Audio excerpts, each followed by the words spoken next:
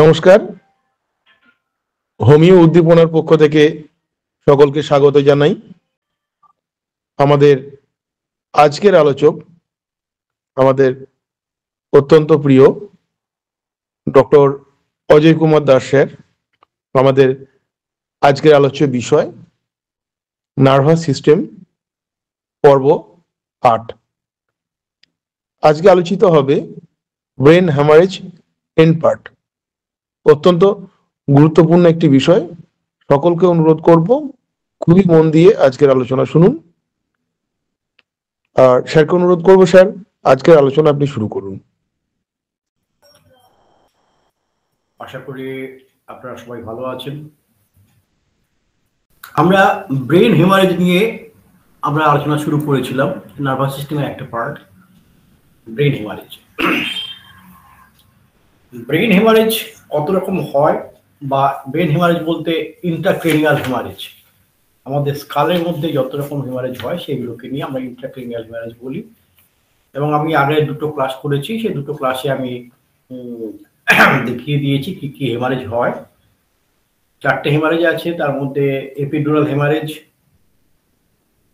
তারপরে subdural haemorrhage, sub arachnoid haemorrhage আর intracerebral haemorrhage. Already আমরা এপিডুরাল এবং সাবডুরাল করে নিয়েছি। আজকে সাব অ্যারাকনয়েড করব। যারা আমার আগের ক্লাসগুলো ফলো করেছেন তারা জানেন ব্রেনের 3টে কভারিং থাকে, একটা পায়া ম্যাটার, একটা অ্যারাকনয়েড ম্যাটার, একটা ডুরা ম্যাটার। ডুরা ম্যাটারটা যেটা স্কালের সঙ্গে অ্যাটাচড থাকে এবং সেটা টোটালি পুরো সমস্ত 3টে লেয়ারই পুরো স্পাইনাল কর্ডকে কভার আপ করে থাকে। যখন কোনো রকম লোকালাইজড হেমারেজ হয়, কোনো ইনজুরি থেকে মেনলি হয়, তখন সেটাকে আমরা বলি এপিডুরাল হেমারেজ। যেটা এই জায়গাটা এপিডুরাল হেমারেজ দেখতে পাচ্ছি, একটা জায়গায় লোকালাইজড হয়ে আছে, একটা চোখের মতো, একটা কলের মতো এটা জমে আছে এখানে ব্লাডটা। এটাকে আমরা বলি এপিডুরাল হেমারেজ। আর সাবডুরাল হেমারেজ, এইটা সাবডুরাল হেমারেজ, এই যে লাল অংশটা দেখতে পাচ্ছি। এপিডুরালটা হচ্ছে ডুরাল যে লেয়ার আছে, ডুরালে তো দুটো লেয়ার থাকে, সেই দুটো লেয়ারের মধ্যে যখন ব্লাড জমে যায় সেটাকে আমরা বলি এপিডুরাল হেমারেজ। দুটো লেয়ারের মধ্যে একটা পেরিঅস্টাল লেয়ার, একটা মেনিনজিয়াল লেয়ার। এই পেরিঅস্টাল লেয়ার আর মেনিনজিয়াল লেয়ারের মধ্যখানে যখন ব্লাড জমে যায়,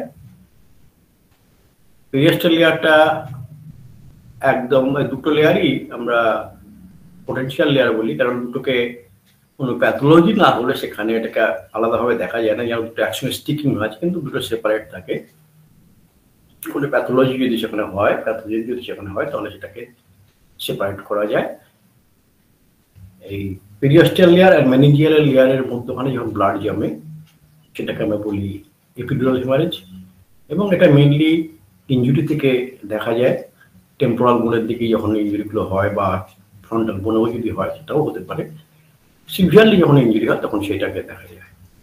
এটা লোকালাইজড কেন হয়, যে সুচারগুলো আছে, সুচারগুলো একজন স্টিক করে ওর বাইরে থেকে বেরোতে পারে না। দুদিকে সুচার আপনারা দেখতে পাচ্ছেন, এই যে সুচার আছে, এই সুচার আছে, এই সুচারের বাইরে ওরা যেতে পারে না, ব্লাডটা ওখানে লোকালাইজড হয়ে থাকে। আর এইটে আপনাদের মনে আছে যে ওখানে সাবডুরাল হেমারেজ যখন হয়, সাবডুরাল হেমারেজে আমাদের যে ভেনাস এরিয়াটা থাকে, ভেইন যেখান দিয়ে পাস হয়,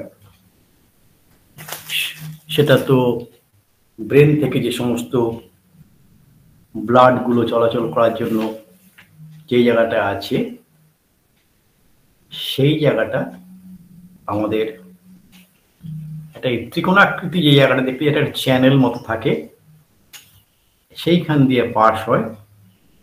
যদি কোনো রকম ভাবে কোনো ধাক্কা লাগে এবং সেখানে যদি কোনো রকম হেমারেজ হয়ে থাকে, দুটো ভেনটা যদি র্যাপচার হয়ে গিয়ে থাকে, সেখান থেকে ব্লাড বেরোয় এবং চুয়ে চুয়ে পড়ে।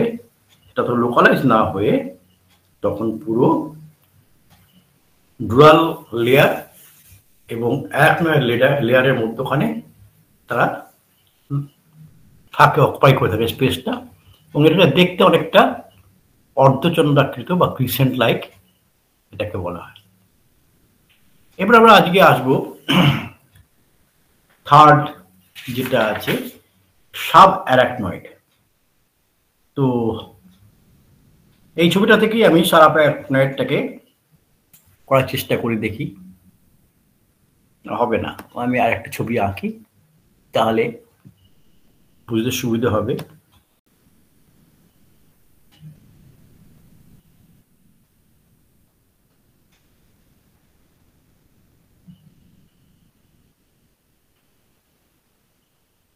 ব্রেন, মিড ব্রেন, পন্স,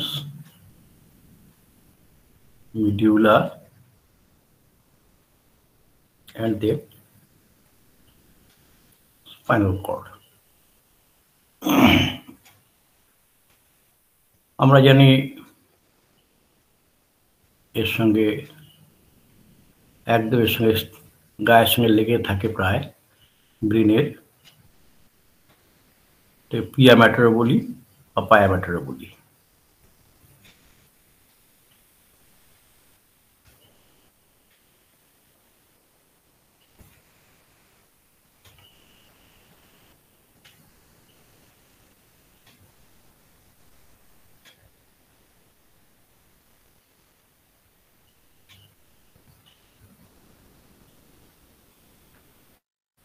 এর বাইরে থাকে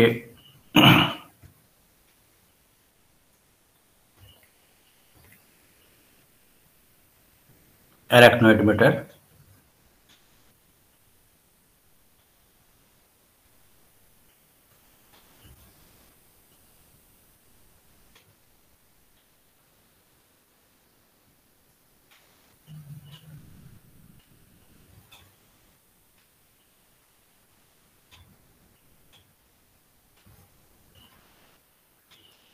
তার বাইরে থাকে আমাদের ডুরা ম্যাটার।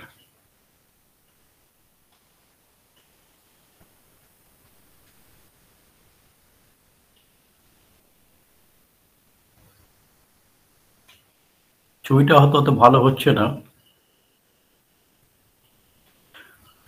যাই হোক আমরা এর আগে দেখে নিয়েছি যখন কোনো লোকালাইজড হয় সেটা হচ্ছে এপিডুরাল,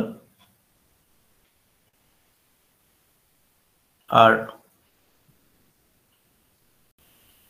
সাবডুরালটা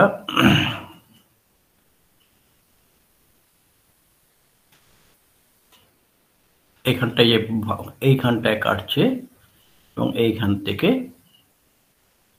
এই পজিশনে আসছে, এটা হচ্ছে সাবডুরাল। তাহলে আমাদের এখন যে জায়গাটা, এটা হচ্ছে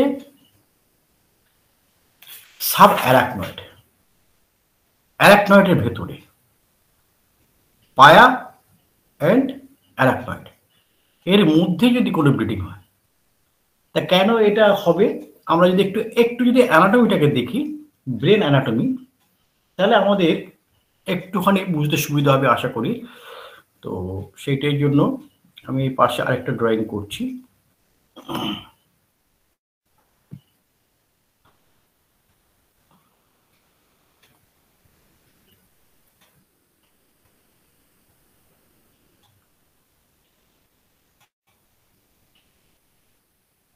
এটা একটা আর্টারি, এটা একটা আর্টারি, এটা কি internal carotid artery, internal carotid artery, internal carotid artery. Internal carotid artery থেকে বেরিয়ে গেছে মিডিয়াল ক্যারোটিড আর্টারি, এখান থেকে বেরিয়ে গেছে মিডিয়াল ক্যারোটিড আর্টারি, একটা লেফট সাইড একটা রাইট সাইড, আর এখান থেকে বেরিয়ে গেছে anterior carotid artery. Anterior carotid artery একটু যদি অ্যানাটমিটা জানি তাহলে আমাদের বুঝতে সুবিধা হবে। এন্টেরিয়র ক্যারোটিড আর্টারি ঠিক তেমনি নিচের দিকে আছে ভার্টিব্রাল আর্টারি। ভার্টিব্রাল আর্টারি দুটো একসঙ্গে জয়েন করে ফর্ম করেছে বেসিলারি আর্টারি, এবং এখান থেকে posterior carotid artery left side and posterior carotid artery right side.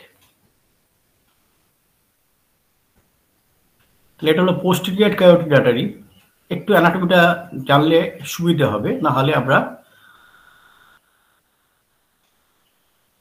এটা হচ্ছে ভেসিলারি আর্টারি, আর এটা হচ্ছে ভার্টিব্রাল আর্টারি।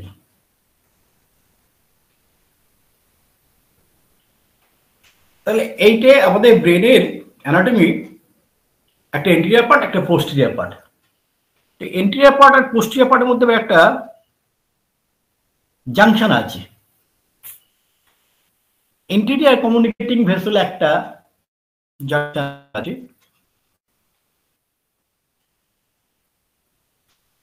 এই এন্টেরিয়র কমিউনিকেটিং ভেসেল ঠিক তেমনি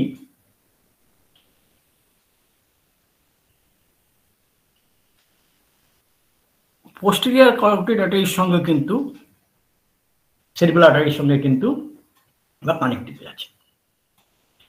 এই যে কানেকশন, যখন সাব অ্যারাকনয়েড ব্লিডিং হয়, এই অ্যানাটমিটা একটু মাথায় রাখতে হবে। সাব অ্যারাকনয়েড যে ব্লিডিং হয় তার মূল দুটো কারণ। মূল দুটো কারণ কি? বেরি অ্যানিউরিজম আর হচ্ছে অর্টিওভেনাস ম্যালফরমেশন, যেটা কনজেনিটাল, জন্ম থেকে এটা হবে।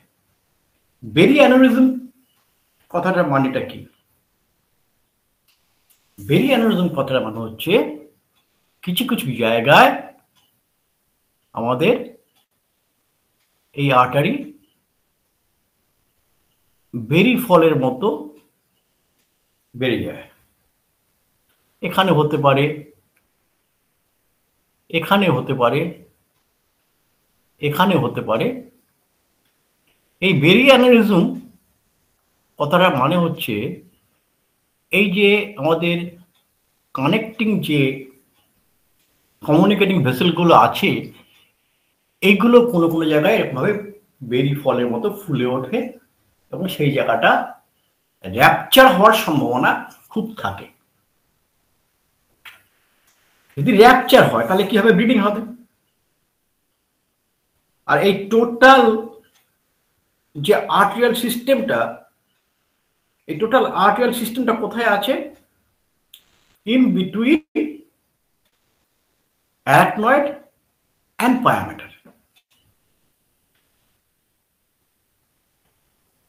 যদি ব্যারিয়ার অ্যানিউরিজম কখনো কোনো কারণে র্যাপচার হয়, অনেক মানুষ কিন্তু এই রোগে ভোগেন, র্যাপচার হলে এখান থেকে ব্লিডিং হবে। র্যাপচার হলে এখান থেকে ব্লিডিং হবে।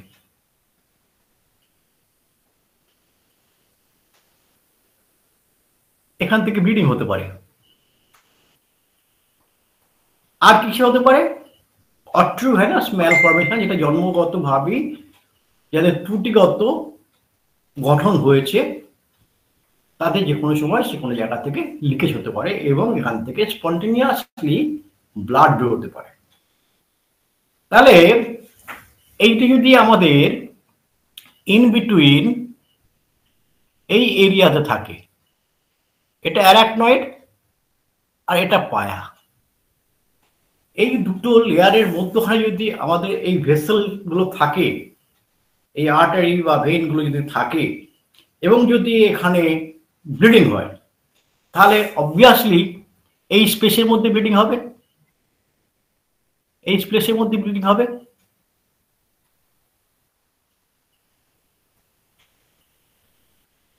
তাহলে আমরা সবাই জানি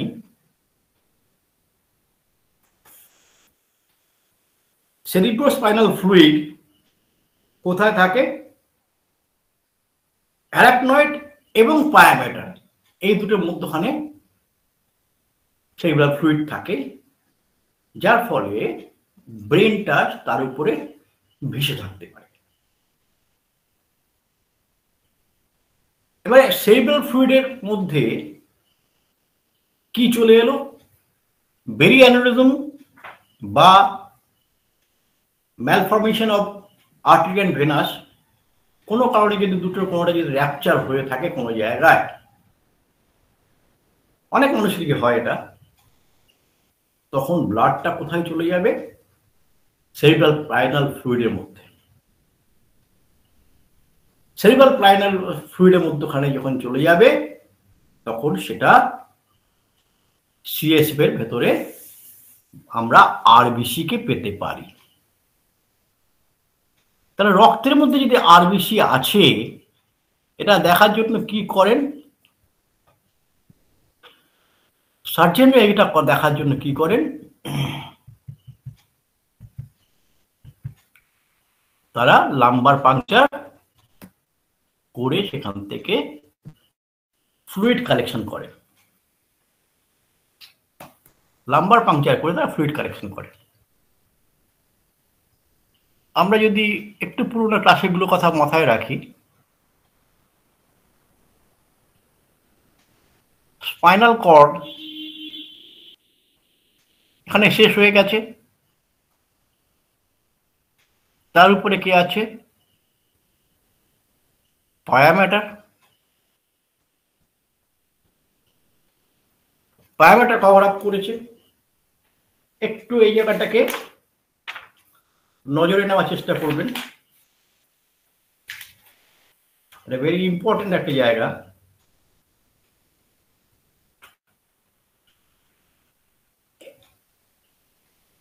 এই যে পয়েন্ট যেখানে স্পাইনাল কর্ড শেষ হয়েছে, এই জায়গা পর্যন্ত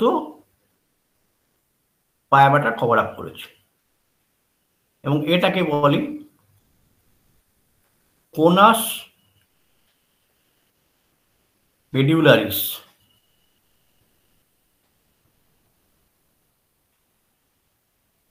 কোনাস মেডুলারিস। তাহলে পায়ামেটার কতদূর পর্যন্ত এসছে? কোনাস মেডুলারিস পর্যন্ত। আর আমরা জানি স্পাইনাল কর্ড কোন পর্যন্ত থাকে? আমরা সবাই এর আগের ক্লাসগুলো করেছি, লেভেল অফ লাম্বার 2। তাহলে কোনাস মেডুলাস অর্থাৎ স্পাইনাল কর্ডের একদম শেষ পয়েন্ট যেটা, সেটাকে কোনাস মেডুলাস। কোনাস মেডুলাসের লেভেল হচ্ছে L2 পর্যন্ত। তাহলে পায়ামেটার ওখানে কভার আপ করলো। কিন্তু অ্যারাকনয়েড ম্যাটার আর ডুরা ম্যাটার ওখানে শেষ করে না। অ্যারাকনয়েড ম্যাটার এবং ডুরা ম্যাটার ওখানে শেষ হচ্ছে না, ওরা কিন্তু লম্বা হয়ে নেমে আসছে।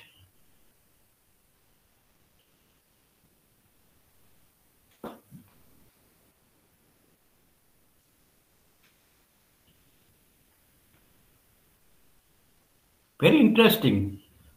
এর আগের ক্লাসে আমি বলেছি যে L2 পর্যন্ত স্পাইনাল কর্ড,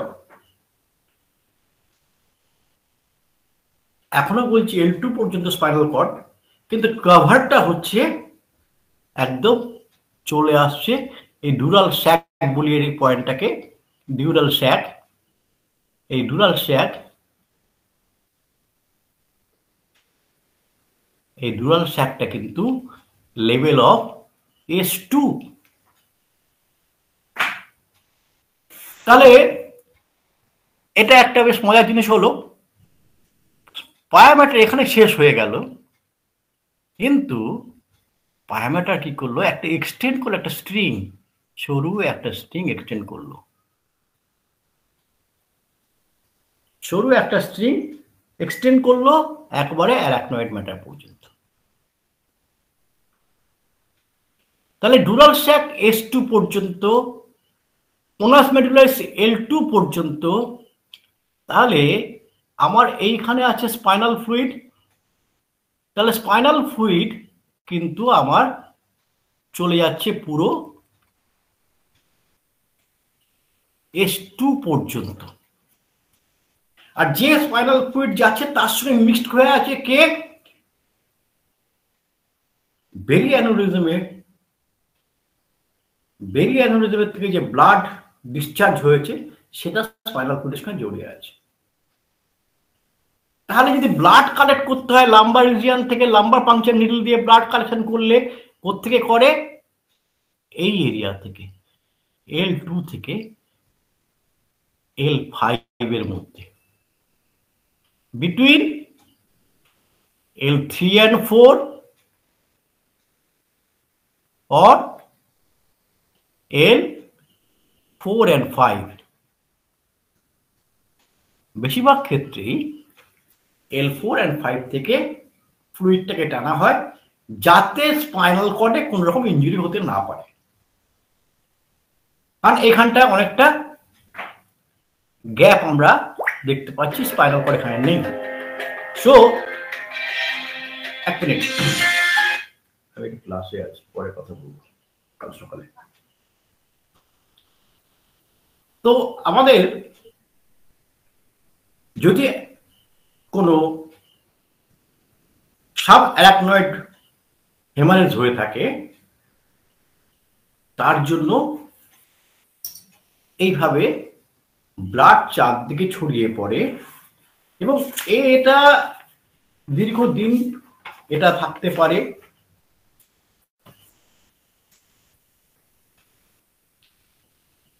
এতে কি দেখা যায়, ক্লিনিক্যাল সিমটম আমরা কি পাই, যেটা বলতে গিয়ে একটুখানি মিস করে যাচ্ছিলাম। এই যে সাবঅ্যারাকনয়েডের যে ম্যাক্সিমাম কিন্তু 80% অফ কেসেস দেখা যায় কিন্তু ব্যারি অ্যানিউরিজম, আর 20% হচ্ছে ম্যালফরমেশন অফ আর্টেরিওভেনাস। তাহলে এটা কিন্তু আমাদের কিভাবে বুঝতে পারি, sudden and severe headache, sudden and severe headache যদি কোনো পেশেন্ট সিমটম নিয়ে আসে, সাডেন অ্যান্ড সিভিয়ার হেডেক, এবং সে মনে করে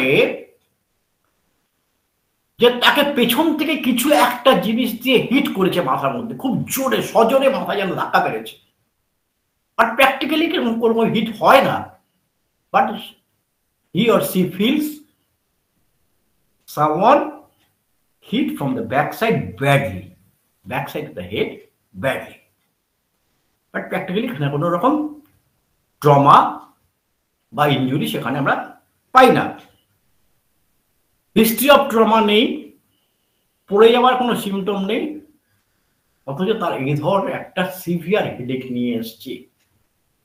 একটা মানুষ দীর্ঘদিন ধরে এই হেডেক নিয়ে তার অ্যানালজেসিক খেয়েছে, সরি, বিভিন্ন রকম অ্যানালজেসিক খেয়েছে, বিভিন্ন ডাক্তারের কাছে মেডিসিন খেয়েছে বা হোমিওপ্যাথিক্যালিও আমাদের কাছে খেয়েছে, আমরা হয়তো সেই জায়গা প্রপার জায়গাটা ধরতে পারিনি যতক্ষণ না একটা এমআরআই করে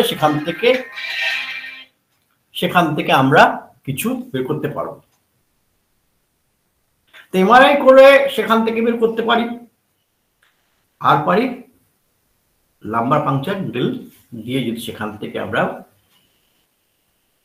সেরিব্রোস্পাইনাল ফ্লুইড সেখান থেকে কালেক্ট করি এবং তার মধ্যে যদি ব্লাড পাওয়া যায়, আর বেশি যদি পাওয়া যায়, তাহলে আমরা বুঝতে পারবো যে এই ধরনের একটা ঘটনা ঘটেছে। এই পর্যন্ত কারো কোনো জায়গায় কোনো প্রশ্ন আছে?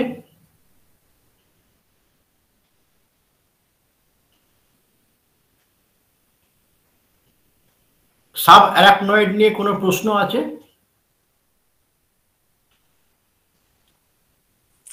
স্যার পারসিস্টেন্ট হেডেক হলেই যে আমাকে এরকম কিছু টেস্ট করতে হবে এটা কি কোনো ব্যাপার আছে? না, প্রথম হচ্ছে যদি পারসিস্টেন্ট হেডেক হয়ে থাকে, যদি দেখা যায় তার কোনো পাস্ট হিস্ট্রি অফ ইনজুরি নেই, কোনো ট্রমা নেই, অথচ সে ফিল করছে যে তাকে যেন পেছন থেকে কেউ মেরেছে, হ্যামারিং হচ্ছে, আমরা ন্যাট্রামিউলের ছবি দেখতে পাই, thousand of hammering on the head. তো সেন্সেশনটা এরকম পেতে পারি। আমাদের দেখতে হবে যে এমআরআই বা সিটি স্ক্যান করে ব্রেনের মধ্যে কোন রকম ব্লাড কোয়াগুলেশন হয়েছে কিনা, সাবডুরাল কোনো কিছু হেমারেজ হয়েছে কিনা, বা সাব অ্যারাকনয়েড বা ইন্ট্রাসেরিব্রাল কোনো হেমারেজ আছে কিনা। কনফার্ম ডায়াগনোসিস কিন্তু আপনাকে এখানে করতে হবে। যদি কনফার্ম ডায়াগনোসিস করতে হয় তাহলে আপনাকে এই টেস্টগুলো করতে হবে। যদি দেখা যায় কিছু কিছু জায়গায় আপনি দেখতে পাচ্ছেন সাব অ্যারাকনয়েড এরিয়াতে এমআরআই করার পরে সেখানে ব্লাড দেখা যাচ্ছে, যখন এমআরআই করবেন তখন কিন্তু শুধু এইসব ক্ষেত্রে আমরা কিন্তু সিটি স্ক্যান অফ ব্রেন করলেই শুধু হবে না, অনেক ক্ষেত্রে আপনার ট্রাঙ্কটাকেও করতে হবে। কারণ এই এপিডুরাল স্যাক বা সরি এই যে স্যাকগুলো আছে, যে তিনটি যে লেয়ার আছে, সেই তিনটে লেয়ার কিন্তু একদম স্যাক্রাম 2 পর্যন্ত গেছে, তাহলে এখানে ব্লাডটা কিন্তু কোমর পর্যন্তও যেতে পারে। ভার্টিব্রাল কলমের বোথ সাইডে কিন্তু আমরা এরকম কোনো এভিডেন্স পেতে পারি। তো এটা হচ্ছে আমাদের কনফার্ম ডায়াগনোসিস করার একটা জায়গা। বাট আমরা সিমটোম্যাটোলজি যদি ট্রিটমেন্ট করি এবং পেশেন্টের যদি আমরা হিস্ট্রি নিয়ে ট্রিটমেন্ট করি, তাহলে আমরা হয়তো হেডেকটাকে পার্সিয়াল লিড করতে পারবো। যদি ব্যারি অ্যানিউরিজমটা হয়ে থাকে তাহলে সেটাকে কিন্তু আমাকে রিপেয়ার করতে হবে ব্লাড ভেসেলটাকে। ব্লাড ভেসেল রিপেয়ার যদি না করতে পারা যায় তাহলে কিন্তু আপনার এটা পার্সিয়ালি সাপ্রেসড হতে পারে। তো এটা কনফার্ম করতে গেলে আপনাকে কিন্তু এই জিনিসটা অবশ্যই দেখতে হবে। মেডিসিন দিচ্ছি আমরা, তখন সেখানে দেখা যাচ্ছে মেডিসিন খাওয়ার পরে সে পেশেন্টটা একটু ভালো থাকছে, কিন্তু আবার সেটা ব্যাক করে আসছে, বারবার মেডিসিন খাচ্ছে আবার ব্যাক করে আসছে। যতই মাইথমেটিক করি যাই করি, কিন্তু আমরা যদি কনফার্ম হতে না পারি যে ভেসেলের মধ্যে অ্যানিউরিজম হয়েছে, তাহলে কিন্তু আমরা এটাকে বন্ধ করতে পারবো না। এই হেমারেজ যখন হবে তখন সেখানে আমাদের রেপার্টরিতেও দেওয়া আছে, ইন্ট্রাক্রেনিয়াল হেমারেজের মধ্যেও দেওয়া আছে, কিছু কিছু মেডিসিন সেখানে পরিষ্কার দেওয়া আছে। সেই মেডিসিনগুলো আমাকে দেখতে হবে কোনটার সঙ্গে কোইনসাইড করছে, করে সেখানে আমাকে মেডিসিন দিতে হবে। এখানে কিন্তু ব্লাড গুলো কোয়াগুলেট হয় না, মজা ব্যাপারটা হচ্ছে এখানে ব্লাড গুলো কোয়াগুলেট হয় না, কারণ সিএফএস এর সঙ্গে ওটা তখন মিক্সড করে রান করছে পুরো ব্রেন টু কমপ্লিট কলম, ভার্টিব্রাল কলম। বোঝাতে পেরেছি? আর কেন আমাদের লাম্বার রিজিয়ন থেকেই আমাদের সিএসএফটা নেওয়া হয়, তার কারণ হচ্ছে ওনাস মেডুলাস পর্যন্তই আমাদের ভার্টিব্রাল কলম থাকে, L2 পর্যন্ত। L2 থেকে LS2 পর্যন্ত যে ডুরাল স্যাক আছে সেইখানে কোনো রকম আমাদের ইয়ে থাকে না, ভার্টিব্রাল কলম থাকে না, বা আমাদের স্পাইনাল কর্ড থাকে না। ভার্টিব্রাল কলম নয়, স্পাইনাল কর্ড থাকে না, সরি ভার্টিব্রাল কলম বলতে ভুল বললাম, ওটা স্পাইনাল কর্ড থাকে না। তো সেই জন্য আমরা ওই স্পেসটাতে আমরা অনেকটা ফ্রি স্পেস পাই, তাই আমাদের L4 বা L5 বা L3 বা L4 এর মধ্যখান থেকে আমাদের ফ্লুইড কালেক্ট করা হয়। বেশিরভাগের ক্ষেত্রে দেখা যায় L4 L5 এর মধ্যেই নেওয়া হয়, কারণ তারপর থেকে আমরা জানি যে সমস্ত নার্ভগুলো এক এক করে যখন নিচের দিকে যে নার্ভগুলো নেমেছে সেগুলো একসঙ্গে ইউনাইটেড হয়ে গিয়ে একটার সঙ্গে একটা জুড়ে একটার সঙ্গে একটা জুড়ে গিয়ে সায়াটিক নার্ভ ফর্ম করেছে। সেই জন্য আমাদের এই L4 L5 এর মধ্যখান থেকেই আমাদের ফ্লুইডটা কালেক্ট করে। তো আমাদের দেখতে হবে যে আমরা কোন জায়গাটা ভ্যারিয়েন্টিজম হয়েছে না তার কনজেনিটাল ডিফেক্ট, এবং সিমটমটা কিন্তু তার এতে নো হিস্ট্রি অফ ট্রমা, কিন্তু তার মনে হচ্ছে তাকে পেছন থেকে খুব জোরে আঘাত করছে। এমনও হতে পারে তার প্রচন্ড মাথা যন্ত্রণা হচ্ছে, হেডেক হচ্ছে, এবং সেটা ঘাড় পর্যন্ত নেক পর্যন্ত তার নেমে যাচ্ছে। তখন কিন্তু আমাদের অন্য চিন্তা করতে, সেটি আমি আসছি একটু পরে। ঠিক আছে, এর পরবর্তী হচ্ছে আমাদের ইন্ট্রাক্রেনিয়াল হেমারেজের লাস্ট যেটা, সেটা হচ্ছে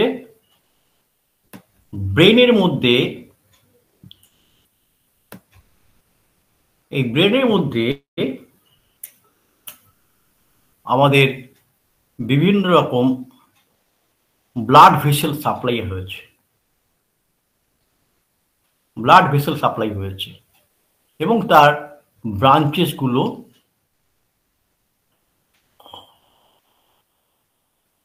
সেখান থেকে বেরিয়ে গেছে, বিভিন্ন ব্রাঞ্চ বেরিয়েছে। প্রচুর ব্রেনের মধ্যে আমাদের এরকম ব্রাঞ্চেস বেরিয়েছে এবং পাওয়া যায় ভেসেল, যে আমাদের হেমিস্ফিয়ার গুলো আছে সেখানে সাপ্লাই দিয়েছে, বা পন্সে দিয়েছে, মিডস্ট্রিমে দিয়েছে, দিয়েছে। মেইন যে ব্রেনের মধ্যে যখন সাপ্লাই দেয়, যদি কোনো কারণে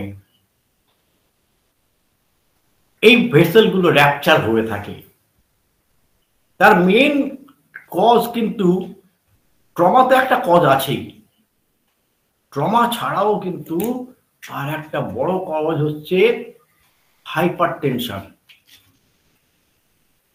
হাইপার টেনশনের জন্যই কিন্তু আমাদের এই ব্রেনের যে ভেসেল র্যাপচার হয় এবং ব্রেনের মধ্যে তখন তার ব্লাড গুলো ছড়িয়ে পড়ে। তার জন্য তাকে ঠিক এই একই রকম ভাবে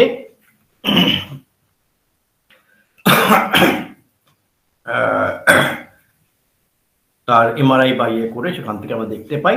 তবে এইসব ক্ষেত্রে দেখা যায় যে যারা ব্লাড থিনিং ড্রাগ ইউজ করে দীর্ঘদিন ধরে রক্ত পাতলা হওয়ার জন্য, তাদের ক্ষেত্রে কিন্তু এই ধরনের একটা ঘটনা ঘটার সম্ভাবনা খুব বেশি থাকে। ব্লাড থিনিং এর জন্য কিন্তু তার এই যেটা হয় কি বলে সাবঅ্যারাকনয়েড এবং ইন্ট্রাসেরিব্রাল হেমারেজ হওয়ার চান্সটা খুব বেশি থাকে। এর সিমটম আমরা কি পাই? এর সিমটম আমরা পাই যদি এখানে কোনো র্যাপচার হয়ে থাকে, তাহলে এখান থেকে ব্লাড গুলো বেরোতে পারে। তখন আমার এই মেইন ব্রেনের মধ্যে ব্লাড বিভিন্নভাবে ছড়িয়ে পড়তে পারে, বিভিন্নভাবে ব্লাড ছড়িয়ে পড়তে পারে। সেগুলো আমরা যখন সিটি স্ক্যান বা এমআরআই করলে পাবো। সিমটমটা কি পাবো? Hyper tension. আমরা বলি না ব্রেন স্ট্রোক হয়ে গেছে, হাইপার টেনশন, খুব প্রেসারে ভুগছিল, হাই প্রেসারে ভুগছিল। বিশেষ করে ওল্ড এজ ফর্মে এগুলো বেশি দেখা যায়। তার ফেসিয়াল মাসেল গুলো নামনেস, উইকনেস হয়ে যায়, পার্ট অফ দ্য ফেস অসাড় হয়ে যায়, উইক হয়ে যায়। তার চলতে ফিরতে তার অসুবিধা হয়, চলাফেরা করতে গেলে তার ডিফিকাল্টি ফিল করে, কথা বলতে গেলে কথায় জড়িয়ে যায়, স্পিকিং ডিফিকাল্টি ফিল করে। এই সিমটম গুলো কিন্তু আমরা পেতে পারি। এইগুলো দিয়ে আমরা সেখান থেকে বলতে পারি যে এগুলো সেরিব্রাল হেমারেজ হয়েছে। এবারে চলে আসি, কয়েকটা আমি স্লাইড দেখাই, স্লাইড নয়, এমআরআই এর কিছু কালেক্ট করেছি আমি।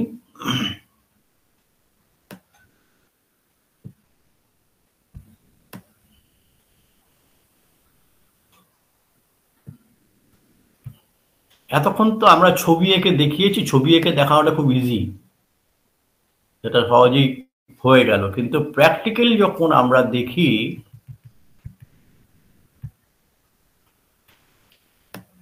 এমআরআই নিয়ে আমাদের কাছে এলো, আমরা কিছুই বুঝতে পারলাম না, আমরা শুধু চোখের সামনে ওটা তুলে ধরলাম, সেটা করা তো ঠিক না।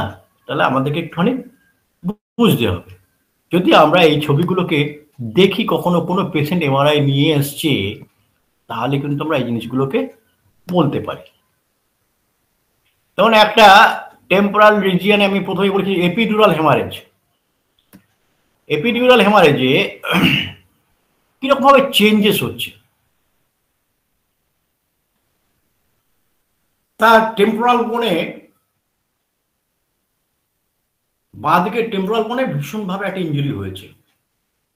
আমরা প্রথমেই বলেছি যে টেম্পোরাল বোনটা হচ্ছে আমাদের সবচেয়ে সব জায়গা যেখানে ইঞ্জুরি হলে এই ধরনের হেমাটোমা দেখার সম্ভাবনা বেশি থাকে। দেখুন এই প্রথম ছবিটা, পেশেন্টটা ইঞ্জুরি হয়েছে, তাকে নিয়ে সে অ্যাডমিশন করিয়েছে, তাকে নিয়ে সে অ্যাডমিশন করেছে। এখানটায় আমরা দেখতে চাই একটু হোয়াইট শ্যাডো হয়েছে,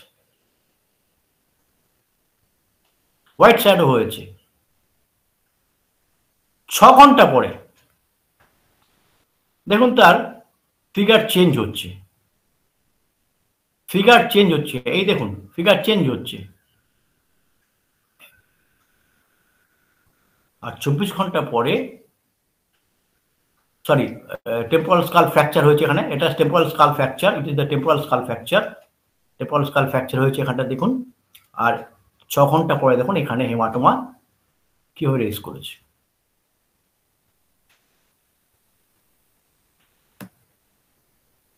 চব্বিশ ঘন্টা পরে দেখুন এটা আরো বড় হচ্ছে।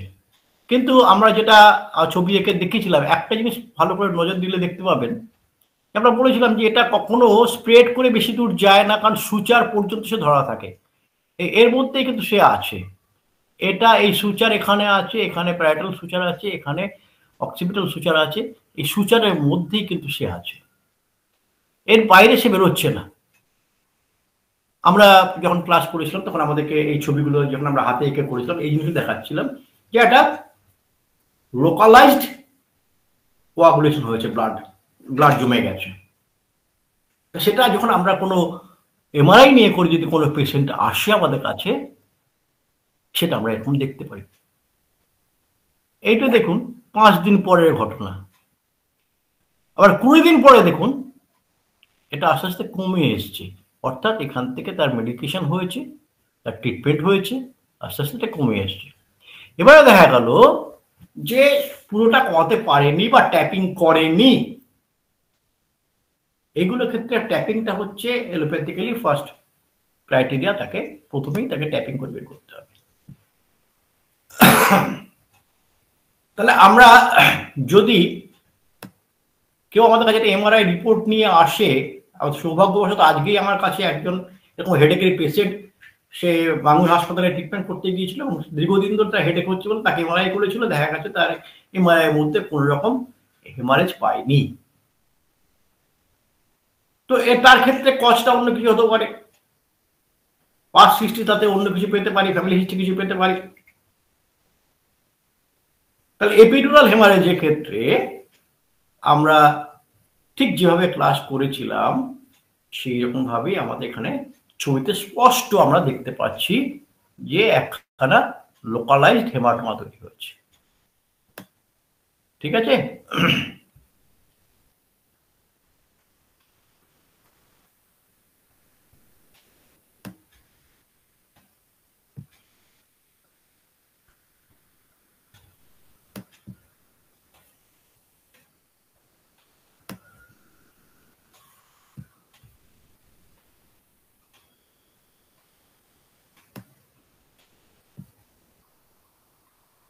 দেখুন এটা subdural haemorrhage, subdural haemorrhage. Subdural haemorrhage ছড়িয়ে পড়েছে, এটা ডুরাল সাবডুরাল হেমারেজ, একদম অ্যাকুইট কন্ডিশনে। সাব অ্যাকুইট কন্ডিশন এই দেখুন ছড়াচ্ছে। আর যখন ক্রনিক কন্ডিশন দীর্ঘদিন ধরে হচ্ছে, কারণ আমরা শুনেছি করেছি বা জেনেছি যে সাবডুরাল হেমারেজ কিন্তু 7 দিন হতে পারে, 7 মাস হতে পারে, 7 বছর হতে পারে, বছরের পর বছর তারপরেও হতে পারে। কারণ পেশেন্টের ক্ষেত্রে এখানে কি দেখা যায়, মাঝে মাঝে সে আনকনশাস হয়ে যায়, হঠাৎ হঠাৎ সে আনকনশাস হয়ে যায়। এই সিমটমটা আমাদেরকে দিয়েছে, হঠাৎ হঠাৎ সে আনকনশাস হয়ে যায় এবং সে মাথায় যন্ত্রণা একটা ফিল করে এবং দীর্ঘদিন ধরে এটা আছে। সাবডুরাল ক্ষেত্রে 3টে পার্টে ভাগ করেছে, acute, sub acute and chronic. তার মানে ক্রনিক যখন আমরা পাচ্ছি তখন সেখানে কিন্তু দেখা যাচ্ছে যে দীর্ঘদিন ধরে উজিং হচ্ছে। এবং এটা কেন হয় আমরা সেটা বলি সাডেন শক, সাডেন জার্ক। গাড়িতে করে যাচ্ছেন, হঠাৎ ব্রেক মেরেছে, সাডেন জার্ক। সেই জার্কে কি হয়, মাথার মধ্যে যে আমাদের ব্রেনটা একটা সিএসএফ এর মধ্যে সে ভাসতে থাকে, সে গিয়ে ধাক্কা লাগে ডুরাল স্যাকের মধ্যে। তখন আমাদের এই যে ভেনাস স্যাক যে ব্রিজিং ভেনটা আছে, সেই ব্রিজিং ভেন সেখান থেকে র্যাপচার হয়ে যায়, সেখান থেকে ব্লাড বেরোতে শুরু করে, স্পন্টেনিয়াসলি ব্লাড বেরোতে শুরু করে। প্রথম সে তার সঙ্গে সঙ্গে যদি আসে সেটা কিছুটা পাওয়া যায় এবং ধীরে ধীরে দেখা যায় যে দীর্ঘদিন ধরে অল্প অল্প অল্প অল্প করে সেটা উজিং হচ্ছে এভাবে ছড়িয়ে কিন্তু হচ্ছে। সাব অ্যাকিউটের ক্ষেত্রে দেখুন শুধু সাইডে নয়, শুধু সাইডে নয়, এটা এই এই এই মিডলে দেখতে পাচ্ছেন, এটাও কিন্তু আমাদের ডুরাল স্যাকের ভেতরে। আমরা ছবি দেখছিলাম সাইড ওয়াইজ, এটা কিন্তু টপ থেকে ছবিটা তোলা হয়েছে। সাব অ্যাকিউটের ক্ষেত্রে দেখা যাচ্ছে কিন্তু তার ওই ডুরাল স্যাকের মধ্যে পাওয়া গেছে, এবং এটা যদি সাইড থেকে তুলতো তাহলে একটা ক্রিসেন্ট লাইক পিকচার আমরা এখানে পেয়ে যেতাম।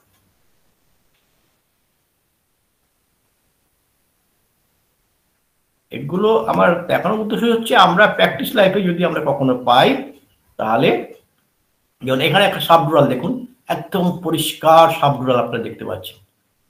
সাবডিউরালে পরিষ্কার দেখতে পাচ্ছি আমরা যে একটা ক্রিসেন্ট লাইক ব্লিডিং হয়েছে, ক্রিসেন্ট লাইক ব্লিডিং হয়েছে, অর্ধচন্দ্রাকৃত।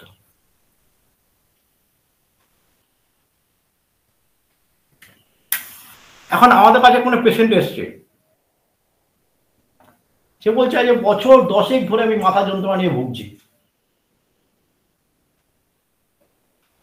অনেক ডাক্তার দেখিয়েছি, অনেক জায়গায় দেখিয়েছি, কিছুই হচ্ছে না। আমরা আমাদেরও সিমটম নিয়ে আমরা যখন মেডিসিন দেওয়ার পরেও যদি দেখি এই ধরনের কিছু একটা আছে, আমাদের সিমটমকে আমাদের মেডিসিন কিন্তু একদম ইন্ট্রাক্রেনিয়াল হেমারেজ যদি হয়ে থাকে আমাদের কিন্তু লিমিটেড মেডিসিন আছে। ইন্ট্রাক্রেনিয়াল হেমারেজ যদি হয়ে থাকে খুব বেশি মেডিসিন আমি কিন্তু ডিপার্টমেন্টে পাইনি। Calcarea fluor, millefolium, hamamelis, arnica and natrum sulph is the bold. আমি মারপিতে দেখেছি, আমি কমপ্লিটে দেখেছি, আমি কেন্টে দেখেছি।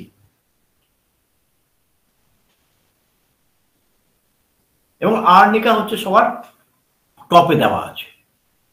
ঘটনা হচ্ছে ব্লাডটা ব্রিজিং ভেন ক্যাপচার হয়েছে, ভেনাস ডুরাল স্যাকের মধ্যে যে ভেইনটা গিয়েছে সেটাকে আমরা বলছি ব্রিজিং ভেন, কারণ দুটো ব্রিজ তৈরি করেছে। ভেনাস ডুরাল স্যাকের মধ্যে ভেনটা গিয়ে ঢুকছে, আর আপনার সেটা এসে এপিডুরাল স্যাক থেকে নিয়ে গিয়ে ব্রেন পর্যন্ত গিয়েছে। সেখান থেকে যেখানটায় ফিক্সড হচ্ছে ভেনাস ডুরাল স্যাক, যেটাকে আমি 3 কোণার মতো দেখেছিলাম, একদম কপালের সামনাসামনি যেন একটা দেখিয়ে মনে হয়েছিল, সেই ভেনাস ডুরাল স্যাকের মধ্যে ওটা খুব টাইটলি ফিক্সড আপ করা থাকে এবং তার গোড়া থেকে যদি একটা ধাক্কা লেগে র্যাপচার হয়ে গিয়ে থাকে সেখান থেকে ব্লাড কন্টিনিউয়াসলি বেরোতে থাকে, রেগুলার বেশি যে একটু একটু করে বেরোতে থাকে, তাহলে কিন্তু এইতে দীর্ঘদিন ধরে এটা চলতে থাকে। প্রথম অবস্থা হয়তো নাও পেতে পারি আমরা, কিন্তু হিস্ট্রি অফ ইনজুরি একটা পেতে পারি। তার হেডেকের একটা ভুলেই গেছে, আজ থেকে 15 বছর আগে সে পড়ে গিয়েছিল বা জার্ক লেগেছিল বা সেলুনে বসেতে মাথার ঘাটটা ঘুরিয়েছিল, তার 2 মাস পর থেকে 6 মাস পর থেকে তার ঘাড়ের যন্ত্রণা শুরু হয়েছে, মাথা যন্ত্রণা শুরু হয়েছে। ঘাড়ে মটকা ফাটায় না সেলুনে, মাথাটাকে আস্তে আস্তে করে নিয়ে ফট করে ঘুরিয়ে দেয়। এই যে ঘুরিয়ে দেয় এই জার্কটা আমাদের ব্রেনটা তখনকে হিট করে ডুয়াল স্ট্যাকের মধ্যে। বা যারা মাতাল, মদ খেয়ে বারবার পড়ে যায় রাস্তার মধ্যে, বারবার পড়ে যায় মাথার মধ্যে, রাস্তায় এখানে ওখানে পড়ে যায়, তাদের ক্ষেত্রে কিন্তু এগুলো হওয়ার সম্ভাবনা বেশি থাকে। এইগুলোকে যদি আমরা এরকম ছবি পাই, এটা ভেন্ট্রিকেল, এটা কিন্তু কোনো ব্লিডিং নয়, এটা ভেন্ট্রিকেল। এইটা হচ্ছে সাবডুরাল হেমারেজ। আমার এই ইয়েগুলো এমআরআই বা সিটি স্ক্যানগুলো দেখানোর উদ্দেশ্য একটাই, আমরা যারা প্র্যাকটিস করি বাই চান্স যদি আমাদের কাছে কেউ কোনো এরকম ভাবে এমআরআই বা সিটি স্ক্যান নিয়ে আসে, যেন আমরা বলি, আমরা যেন ভাবি যে বাবা এটা আমরা কিছুই বুঝি না, আমরা এটা কিছুই বুঝি না, সেইটির জন্য উদ্দেশ্য নিয়ে কিন্তু আমার এই আজকে এইটা বলা। সাবঅ্যারাকনয়েড, দেখুন ব্লাড স্পট দেখতে পাচ্ছেন, বিভিন্ন জায়গায় স্পট দেখতে পাচ্ছেন, সিএফএফ এর মধ্যে স্পটগুলো দেখতে পাচ্ছেন, সিএসএফ এর মধ্যে কিন্তু এই ব্লাডগুলো ছড়িয়ে ছিটিয়ে আছে। তা ব্রেনে যদি এরকম পাওয়া যায় তখন তাকে আমরা বলবো আপনি একটা লাম্বার পাংচার করুন, সেখান থেকে কনফার্ম হতে পারি। আর আমরা সিমটম ওয়াইজ মেডিসিন দিতে পারি।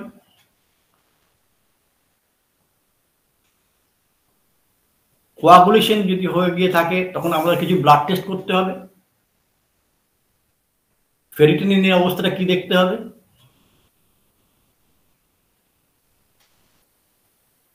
প্ল্যাটিলেটের কন্ডিশনটা দেখতে হবে, এগুলোকে কিন্তু আমাদের মাথায় রাখতে হবে। এবং মজার জিনিস হচ্ছে এইটার সাথে সাথে যখনই আমরা পাবো তার কিন্তু এই এমআরআইটা শুধুমাত্র ব্রেনের থেকে বললেই হবে না, ব্রেনটার সাথে সাথে কিন্তু আমরা আরো পরিষ্কার পাবো যখন টোটাল ভার্টিব্রাল কলামের এমআরআই করব। কারণ আমরা তখন কিন্তু L2, L3, L5 এর মধ্যে আমরা এই স্পটগুলোকে দেখতে পাবো। আচ্ছা, এগুলো আরো ইয়ে আছে, কোন কোন জায়গায় ব্লাড জমতে পারে আমাদের এই ক্লাসগুলো তো করি, এটা সিস্টার্নের ব্যাপার, কিছু ফিশার আছে, কিছু সিস্টার্ন আছে। সেই সিস্টার্ন বলতে কতগুলো পকেট, সিস্টার্ন বলা হয় পকেট, যেখান থেকে মানে বেশি জমে যেতে পারে। দেখুন এইটা ব্রেন, এই ব্রেনের মধ্যে কিন্তু এই হোয়াইট জিনিসগুলো আমরা দেখতে পাই। তার মানে এটা কিন্তু ব্লাড নয়, যে হোয়াইট জায়গাগুলো দেখছি মানে এগুলো ব্লাড নয়, হোয়াইট জায়গাগুলো দেখা মানে কিন্তু এগুলো ব্লাড নয়, আমরা এটা একটা নর্মাল ইয়েতে দেখতে পাই।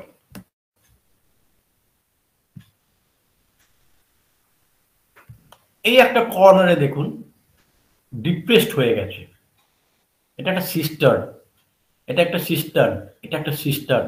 এই জায়গাগুলো কিন্তু আমাদেরকে আরো যদি আমরা পড়াশোনা করি তাহলে আমরা এগুলোকে আরো বেশি জানতে পারবো।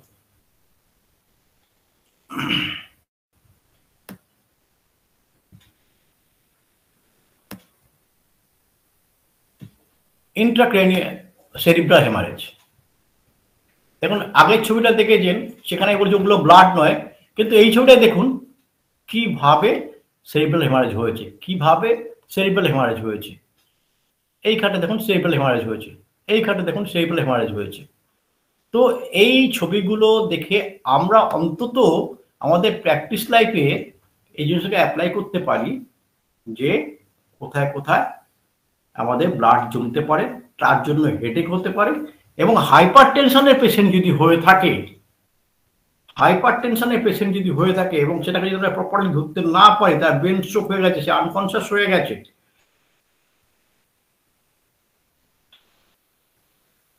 তার ক্ষেত্রে কিন্তু ইন্ট্রাসেলুলার হেমারেজ হওয়ার একখানা সম্ভাবনা খুব বেশি থাকে। বয়স্ক মানুষদের ক্ষেত্রে দেখা যায়, আমরা প্রায় বলি যে ওনার একটা মাইল্ড স্ট্রোক হয়ে গেছে, মাইল্ড স্ট্রোক হয়ে গেছে। মাইল্ড স্ট্রোক হলে কিন্তু সঙ্গে সঙ্গেই আমাদের এমআরআই করতে সঙ্গে সঙ্গে পাঠায়, এমআরআই একটা করা হোক। এই দেখুন, এই জায়গাটা দেখুন, ব্লাড জমে গেছে, এই দেখুন এখানে ব্লাড জমে গেছে। অর্থাৎ এইগুলোকে মেডিকেশনের থ্রু দিয়ে এলোকে ডিজলভ যদি করতে না পারা যায়, তাহলে কিন্তু আমরা পেশেন্টকে সুস্থতার পথে ফিরিয়ে আনতে পারবো না। কারণ যতক্ষণ একটা ফরেন বডি আমার ব্রেনের মধ্যে থাকবে, ততক্ষণ পর্যন্ত কিন্তু আমার এই কষ্টগুলো বর্তমান থাকবে। এবারে প্রশ্ন আসতে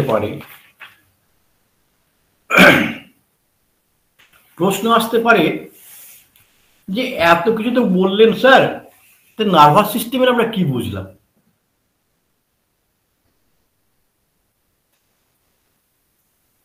এতে আমরা নার্ভাস সিস্টেমের কি বুঝলাম? সময় আছে তো?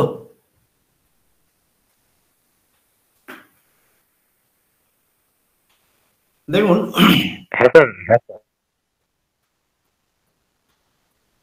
আপনি তো নার্ভাস সিস্টেমে কিছুই বললেন না। এখানে তো শুধু কোথায় কোথায় হেমারেজ হতে পারে, কি কি হেমারেজ হতে পারে সেগুলো দেখালেন। তাহলে হেমারেজ হলে সেখানে একখানা আমরা দেখতে পাচ্ছি হেডেক একখানা কমন সিমটম থাকছে। তাহলে কোথায় কখন কিভাবে হেমারেজ গুলো হয় এবং কেন সেখানে পেইনটা হয়, এটা যদি জানতে চাই তাহলে আরেকটুখানি এগোতে হবে আমাকে। আরেকটু এগোচ্ছি, অল্প একটু আজকে টাচ করে দিয়ে যাচ্ছি।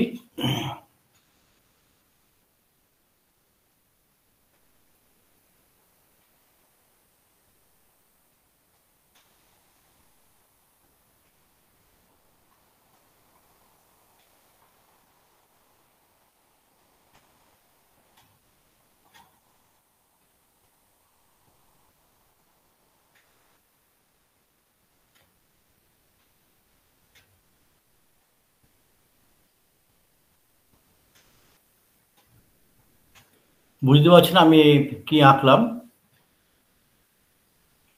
Frontal lobe, occipital lobe, parietal lobe, parietal lobe. তাহলে আমি এখানে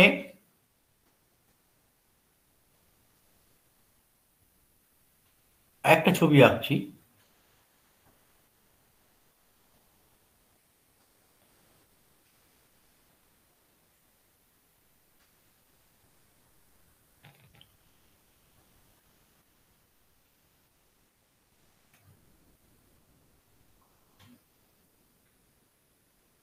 এই ডুরাম্যাটার যেটা আছে, এই আবার কতগুলো ফোল্ড তৈরি করে। ফোল্ড বলতে পার্টিশন, যেটা ডাক্তারি ভাষায় বলা হয় ফোল্ড। আমার এখানে ফোরামেন ম্যাগনাম আছে। এই ফোল্ড গুলো কিরকম?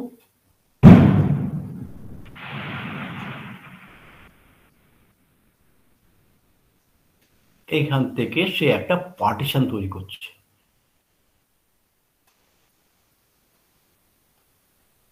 এই পার্টিশন করে দুটো পার্টে ভাগ করছে, আমাদের টোটাল ব্রেনটাকে দুটো পার্টে ভাগ করছে। একটা উপরের দিকের পার্ট, একটা নিচের দিকের পার্ট। তাহলে আবার একটু আমি একই রকম ধরনের ছবিটা আঁকার চেষ্টা করে দেখি পারি কিনা। ছবিতে আমি খুব একটা মাস্টার নই যদিও।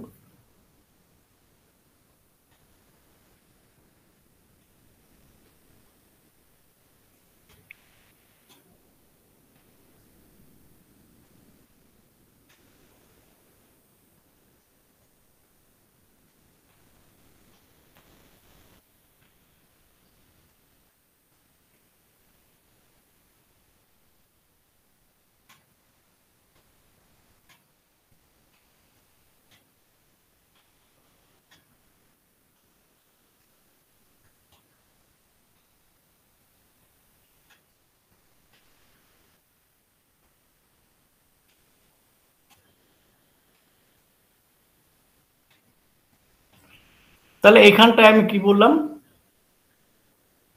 এখানটা একটা শ্যাক আছে,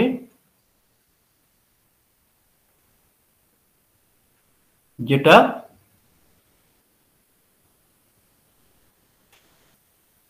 ডুরামেটারে দুটো একটা লাইনে দিয়ে এখানে সেপারেট পার্টিশন তৈরি করেছে। এই পার্টিশনের উপরের পার্টটাকে আমরা বলি সুপ্রাটেন্টোরিয়াল, আর নিচের পার্টটাকে বলি ইনফ্রাটেন্টোরিয়াল। এই সুপ্রাটেন্টোরিয়াল আর ইনফ্রাটেন্টোরিয়ালের মধ্যে কি ডিফারেন্স আছে? আমাদের ইনফ্রাটেন্টোরিয়ালের মধ্যে কি থাকে? আমাদের যে ব্রেন আমরা পড়েছি,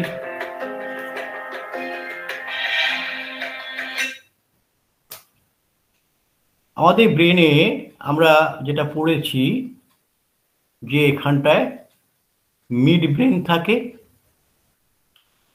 তারপরে পন্স থাকে, তারপরে মিডুলা থাকে, তারপর স্পাইনাল কর্ড নিচের দিকে নেমে যাচ্ছে, এবং এখানটা থাকছে সেরিবেলাম।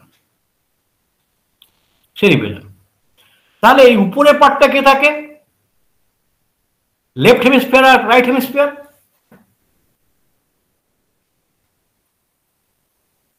এটা mid brain, pons, medulla and cerebellum. এটা কোথায় থাকছে? এই যে পার্টিশন লেয়ার আছে, পার্টিশন লেয়ারের নিচে থাকছে। অক্সিপিটাল রিজিয়ন ফোরামেন ম্যাগনাম দিয়ে নিচের দিকে নেমে যাচ্ছে, গিয়ে স্পাইনাল কর্ড নামছে। আর উপরে পার্টে কে থাকছে? Right hemisphere and left hemisphere. আর এই যে পেছনে যেটা আমার এই পার্টিশন তৈরি করলো, এই যে পার্টিশন তৈরি করলো, এইটে এই ডুরাল স্যাকের একটা বিশেষ অবস্থান, এটাকে আমরা বলি টেন্টোরিয়া সেরিব্রি। এটাকে বলি, যদিও এই নামগুলোর সঙ্গে খুব একটা দরকার নেই, কিন্তু আমরা যখন এমআরআই রিপোর্ট পাবো তখন কিন্তু এইগুলো আসে, টেন্টোরিয়া সেরিব্রি।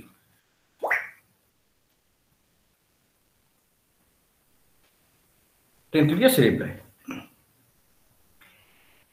এই টেন্টোরিয়া সেরিব্রাই আমাদের টোটাল ব্রেন স্টেমটাকে দুটো ভাগে ভাগ করেছে, একটা হেমিস্ফিয়ারে এবং সুপ্রাটেন্টোরিয়া এবং ইনফ্রাটেন্টোরিয়া। সুপ্রাটেন্টোরিয়ার মধ্যে কে থাকে? সুপ্রাটেন্টোরিয়ার মধ্যে থাকে আমাদের hemisphere, right hemisphere and left hemisphere. আর ইনফ্রাটেন্টোরিয়ার মধ্যে থাকে আমাদের mid brain, pons, medulla and cerebrum. আর একটা ভাগ কি থাকে? একদম এই ফ্রন্টাল রিজিয়ন থেকে, এই ফ্রন্টাল থেকে এইখান থেকে একটা পার্টিশন থাকে।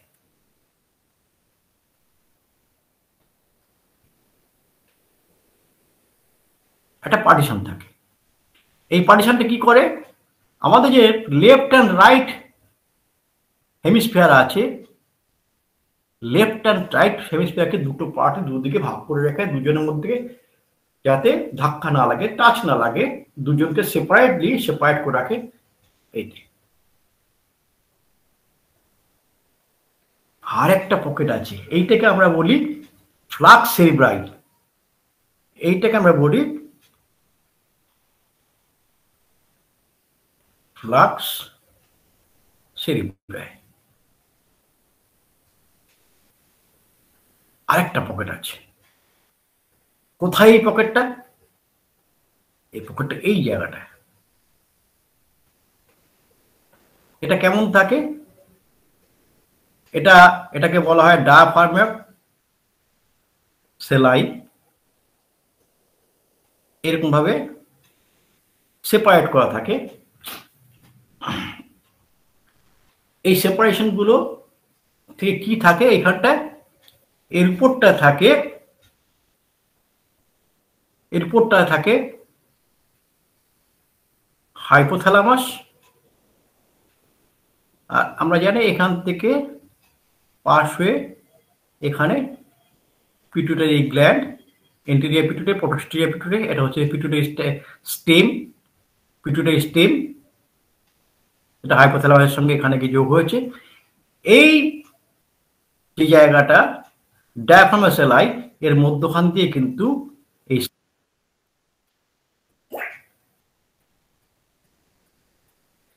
তাহলে এখনো পর্যন্ত স্যার বুঝতে পারলাম না এর থেকে কি বোঝাতে চাইছেন, নার্ভাস সিস্টেমে কি। এই জায়গাগুলো যদি আমরা বুঝতে পারি তাহলে আমরা পরবর্তী ক্ষেত্রে আমাদের আরো পরিষ্কারভাবে আমি দেখিয়ে দিতে পারবো কেন আমরা নার্ভাস সিস্টেমের কথা বলছি বারবার। এই ছবি আবার আঁকছি।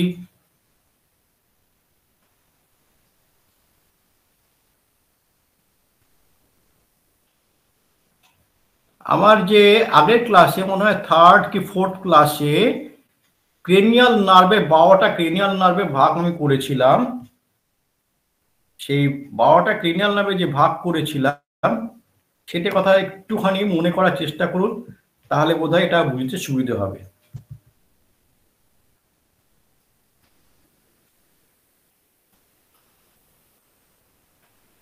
আমরা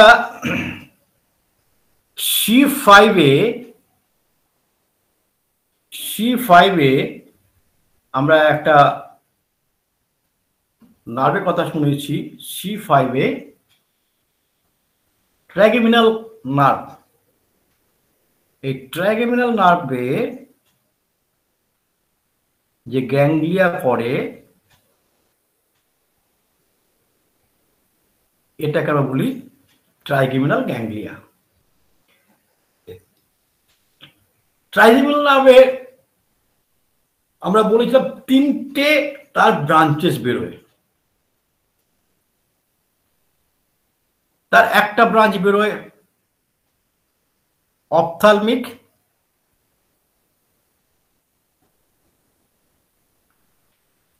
অপথ্যালমিক ব্রাঞ্চ, একটা ব্রাঞ্চ বেরোয় ম্যাক্সিলারি,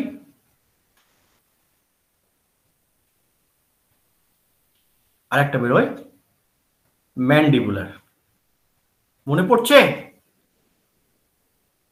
হ্যাঁ স্যার। ম্যান্ডিবুলার।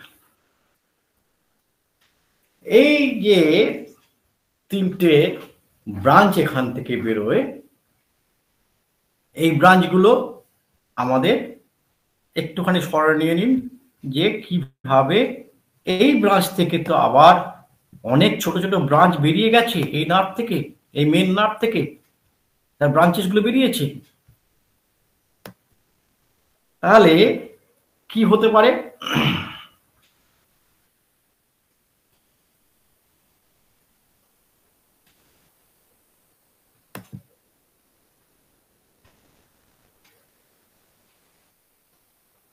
কি হতে পারে?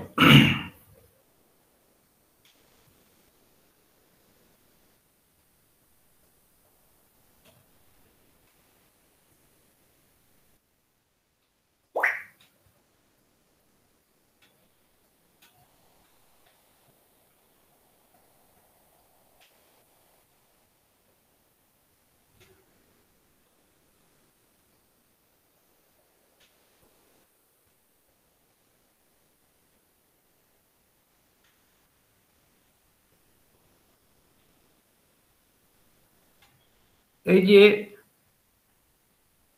ট্রাইজেমিনাল গ্যাংলিয়া, এই ট্রাইজেমিনাল গ্যাংলিয়া থেকে 3টে ব্রাঞ্চ বেরিয়েছে, 3টে ব্রাঞ্চ বেরিয়েছে। প্রথম কে যাচ্ছে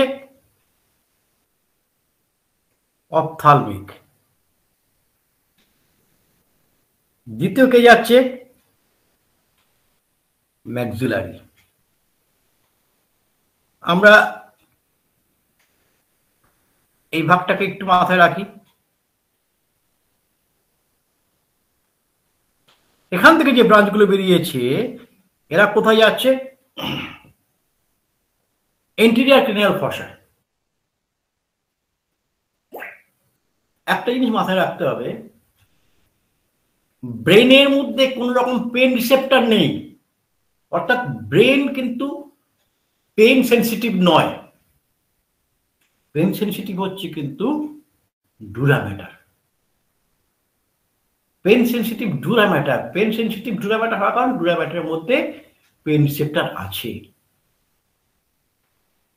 তাই কোন রকম যদি কোনো ইনজুরি হয়ে থাকে, কোন রকম যদি ফরেন বডি যদি সেখানে ঢুকে থাকে, কোন রকম যদি সেখানে এক্সট্রা হেমাটোমা হয়ে থাকে, কোন রকম যদি সেখানে টিউমার হয়ে থাকে, কোন রকম যদি সেখানে জাত হয়ে থাকে, সেখানে পেন রিসেপ্টর হিসেবে ডুরা ম্যাটার সেটাকে তখন পেইন ফিল করে।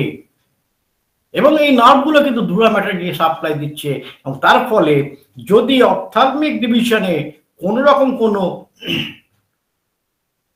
এই ঘটনাগুলো তার মধ্যে থাকে, তাহলে এন্টিরিয়াল ক্রিনাল ফসায় সাপ্লাইগুলো হলে আমরা ফ্রন্টাল হেডেককে পাবো।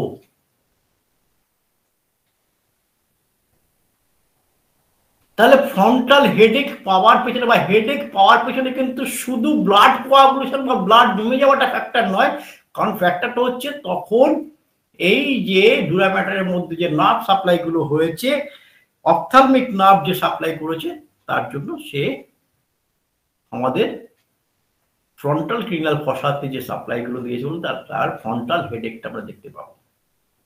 ম্যাক্সিলারি ব্রাঞ্চ সে কিন্তু মিডিয়াল ক্রিনাল ফসাতে সে ব্রাঞ্চগুলো সাপ্লাই দিয়েছে। মিডিয়াল ক্রিনাল ফসাতে দেওয়ার ফলে কি হয়েছে, তার কিন্তু থ্রোবিং হেডেক একখানা আমরা পেতে পারি কোথায়, ভার্টেক্সের মধ্যে, টেম্পোরালের মধ্যে।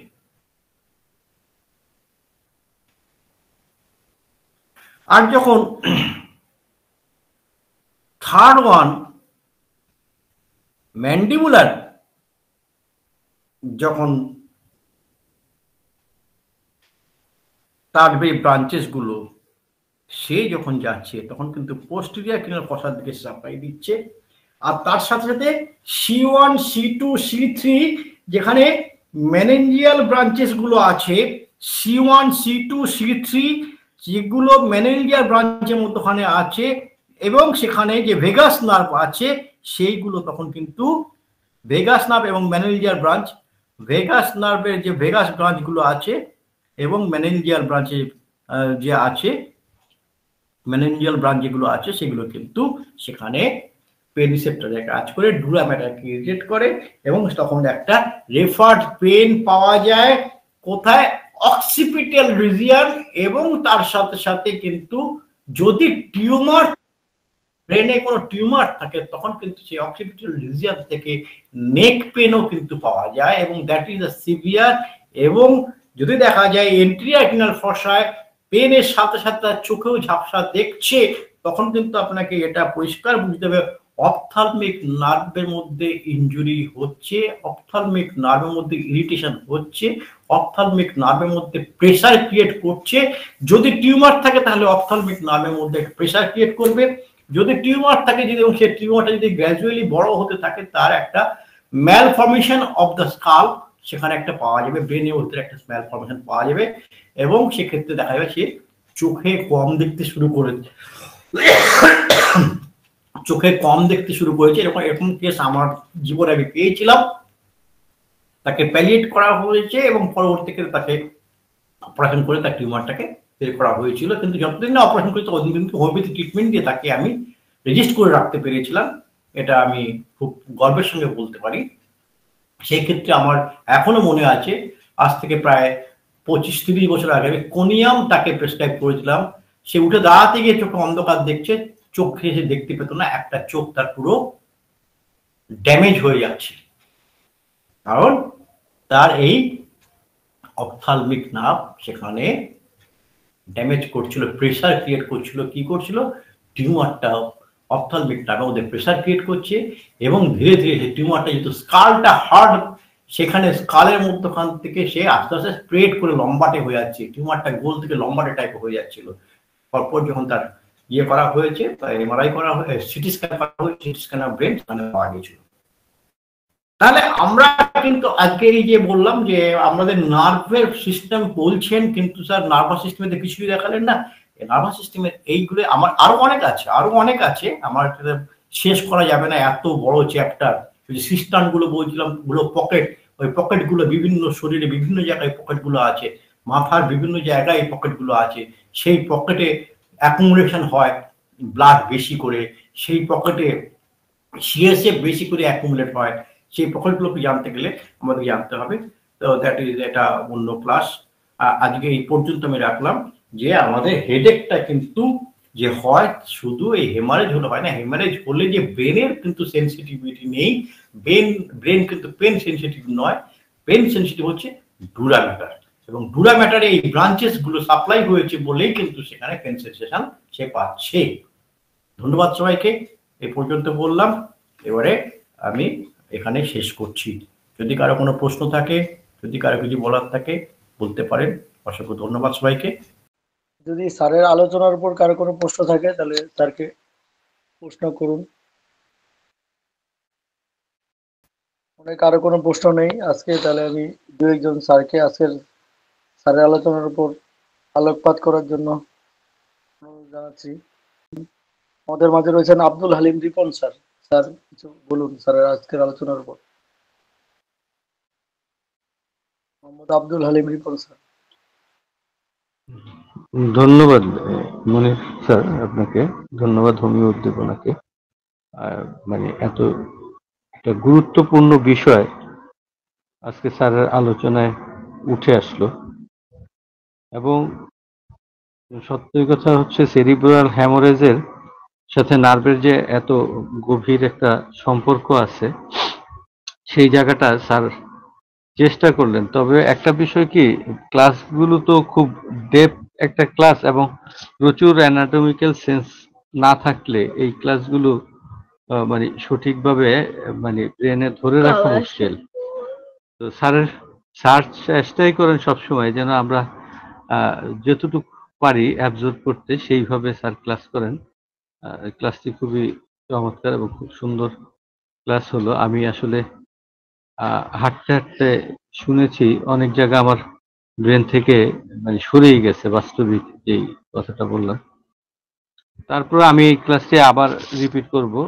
স্যারের নার্ভের ক্লাসগুলো সবগুলোই আসলে সকলেরই রিপিট করা উচিত, কারণ স্যারের এই ক্লাসগুলো সবগুলো ক্লাস যদি আসলে ব্রেনের মধ্যে ওইভাবে বসা না থাকে, তাহলে দিনে দিনে স্যারের ক্লাসগুলো জটিল থেকে জটিলের দিকেই যাচ্ছে। হঠাৎ করে একটা ক্লাসকে একটা মানুষ শুনে যে তাৎক্ষণিক অ্যাবজর্ব করবো, আমি দেখছি যে এই ক্লাসের মধ্যে যারা প্রথম দিকে পার্টিসিপেন্ট ছিলেন তাদের শেষের দিকে মানে মনে হয় তারা এটাকে ধারণ করার মতন ক্যাপাসিটি পাচ্ছিল না বলে অনেকেই একই সাথে জাম্প করে লেফট করেছেন রুমের মধ্যে।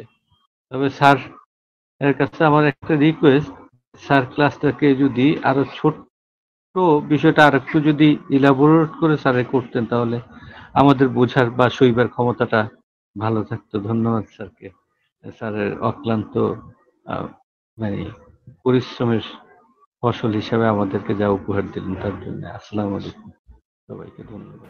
ধন্যবাদ রিপুন ভাই। অ্যাকচুয়ালি এটাকে তো আমি আর শর্ট করতে পারিনি, কারণ এটা আরো অনেক ইলাবোরেট, আরো অনেক বিস্তর আছে। এটা এই ফোল্ডের উপরই একটা, শুধু ফোল্ডের উপরই একটা ক্লাস হয়ে যায়। হ্যাঁ স্যার, আমি ওইটাই বলতে চাচ্ছিলাম যে মানে বিষয়টারে শর্ট বিষয়টারে আরো যদি ইলাবোরেট করে বলতেন, যেমন নার্ভের বিষয়টা আজকে যদি অ্যাটাচমেন্টটা না দিতেন স্যার, নার্ভের বিষয়টা অ্যাটাচমেন্টটা না দিয়ে ফোল্ডারে আরো যদি ভালো করে আমাদের কাছে এক্সপ্রেসটা করতেন, কিংবা তার আগের পার্ট। জি স্যার।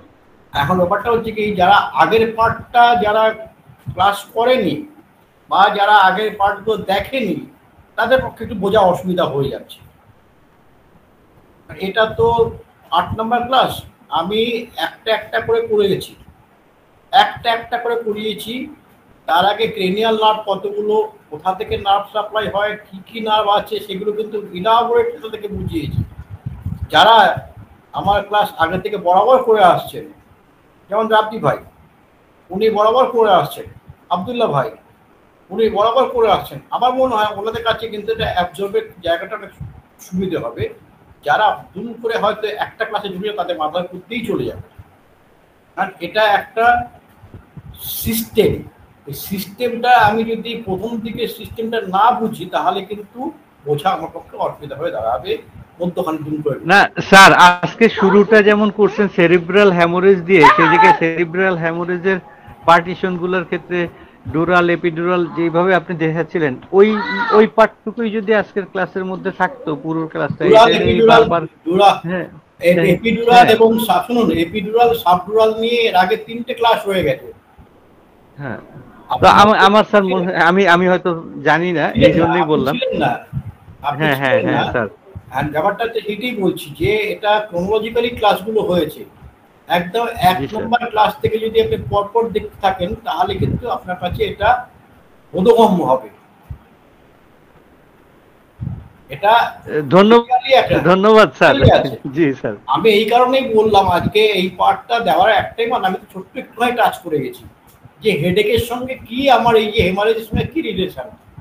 অ্যাকচুয়ালি হেমারেজের জন্য ব্রেনে কোনো সেন্সিটিভ পার্ট নেই।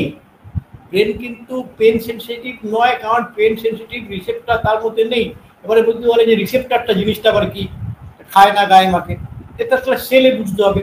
না স্যার, আমার ব্যক্তিগত অভিজ্ঞতা থেকে একটা কথা বলি স্যার, এই আপনার এই ক্লাসটার মধ্যে থেকে আমার সেই চিত্রটাই বারবার ব্রেনের মধ্যে কাটছিল। আমার স্কুলমেট এক বন্ধু গত বোধহয় 4-5 বছর আগে মারা গেল।